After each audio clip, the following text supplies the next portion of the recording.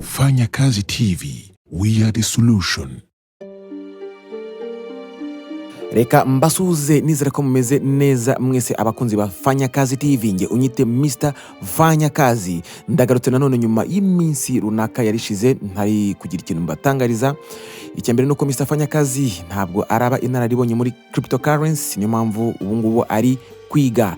Icya kabiri kandi nuko twirinda kuvuga ibintu duhubutse, twirinda kuvuga ibintu tudafitiye byibuze ibihamya bifatika nka 80 cyangwa 90%, kandi tukirinda kuvuga ibintu tubeshya duhimba. Niyo mpamvu Fanya Kazi TV ifata igihe mbere yo kugira icyo itangariza abakunzi bayo. Uyu munsi tuje kuvuga nanone kuri ATU. Twavuga ko yahangakishije abantu benshi cyane, nyamara hari n'abagize icyo bayironkamo mu bihe bya mbere igitangira, ariko kuri uyu munsi tuje kureba nanone ibindi bihamya bishobora kutugaragariza cyangwa se kutwumvisha neza ko ATU atari scam, kandi ko hari icyizere mu minsi iri imbere. Stay in touch, hanyuma nuza gushimishwa n'ibyo dukora uze gukora like, share ndetse na subscribe kugira ngo tujye duhora na umunsi ku munsi ndetse na channel yacu irusheho kuzamuka.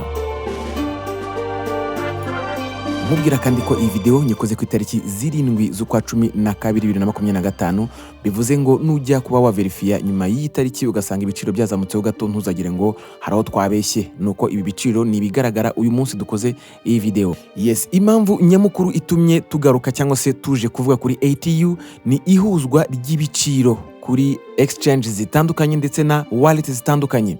Impamvu ni wasangaga mbere usanga nko kuri OKX ATU iri ku giciro runaka, ariko waza kuri coin market cap ugasanga siko bimeze. Wajya kuri Binance ndetse n'izindi wallet zitandukanye cyangwa se exchange zitandukanye ugasanga ibiciro biratandukanye. Ariko uyu munsi yuje kuri coin market cap murabibona ni 0.0283. Waza kuri OKX naho ukareba ugasanga ni amazero 3,280 ni hafi aho ngaho, ariko none waza kuri Binance kugira ngo uri igiciro cya ATU ugasanga none ni naya mazero 3,21,8. Utu duce tw'inyuma kenshi na kenshi ntabwo tuba dukanganye cyane, nubwo natwo dushobora kugira ikintu gikomeye mu gihe uba waguze nyine coin nyinshi, ariko turi kureba aya mazero 3,218, anaho ni amazero 3,218, ndetse no kuri coin market cap na amazero 3,218. Ibi rero bivuze ikintu gikomeye cyane kuri ATU ndetse n'ibihe iri kunyuramo uyu munsi. Reka duse n'abasesengura turebe ese kuko ibi bivuze iki, ibi bishatse kuvuga iki.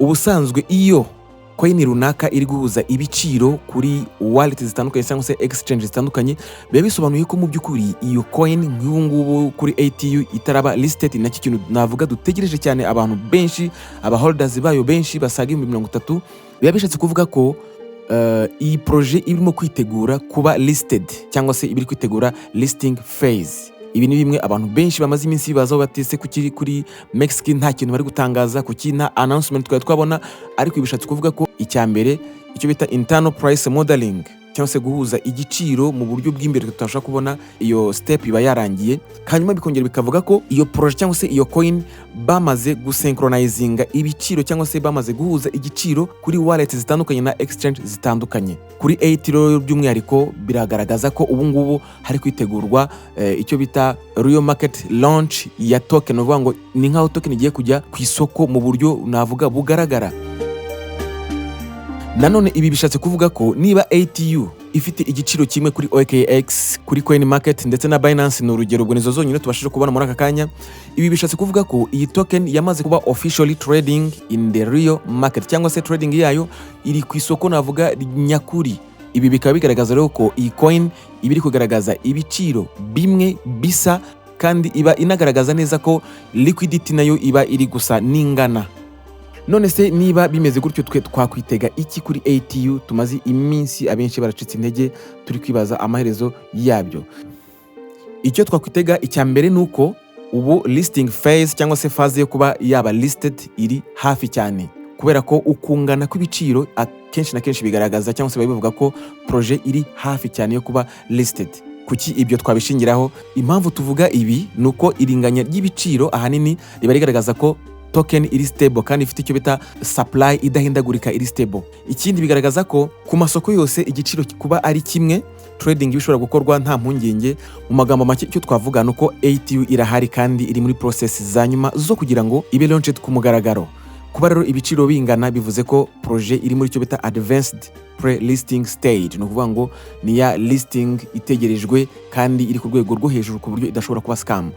Nubwo tutazi ngo bizaba ryari, ariko iyo bigeze kuri stage ndakwizeza neza ko bitafata igihe kirekire kugira ngo iyi listing ibe yemezwa. Gusa nanone biterwa nuko exchange zimwe na zimwe za proving iyo process cyangwa se zemeza iyo process. Nge nawe nk'aba ATU holders icyo nakubwira cyangwa se icyo dusabwa ubu ngubu ni ukwihangana nkuko twihanganye tugategereza kugira ngo ba nyiri umushinga bazaduha itangazo rigaragaza ko ibyo bamaze iminsi bari gutegura begerejwe. Nge ni Mr. Fanya Kazi, iyi ni Fanya Kazi TV, dukomeze twungurane ubumenyi. Stay in touch. Fanya Kazi TV, we are the solution.